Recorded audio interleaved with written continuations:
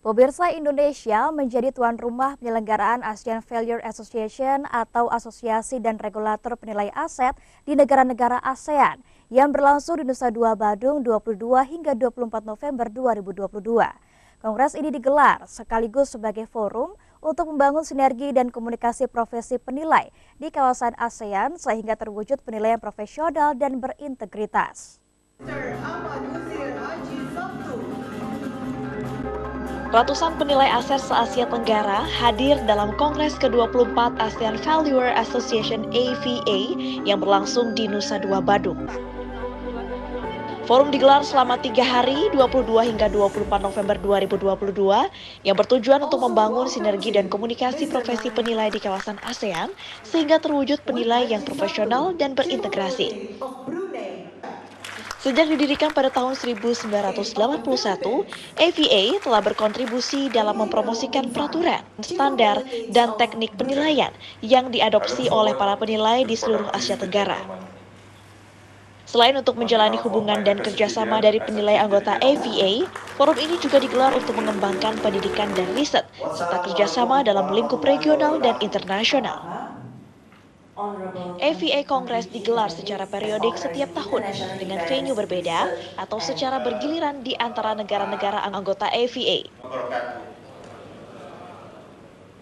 Forum ini harusnya dapat digunakan para penilai di seluruh negara ASEAN untuk saling bekerja sama, kolaborasi dan sinergi, sehingga bisa mendapatkan hasil yang memuaskan, terutama dari sisi edukasi, kerjasama, dan juga edukasi, juga riset mengenai penilaian, terutama untuk mensupport Sustainable Development Goals atau SDG, dan juga untuk mensupport ESG yang sudah dipersiapkan di dalam konferensi KTT G20 sebelumnya.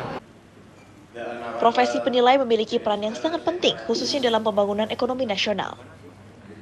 Seperti peran penilai di perbankan, mampu menguatkan stabilitas sistem keuangan, peran di pasar modal menggiatkan investasi, sedangkan peran penilai dalam pengadaan tanah mampu membantu pembangunan infrastruktur nasional, terutama proyek strategis nasional. Peran penting penilai di dalam menentukan nilai dari properti yang akan dijual.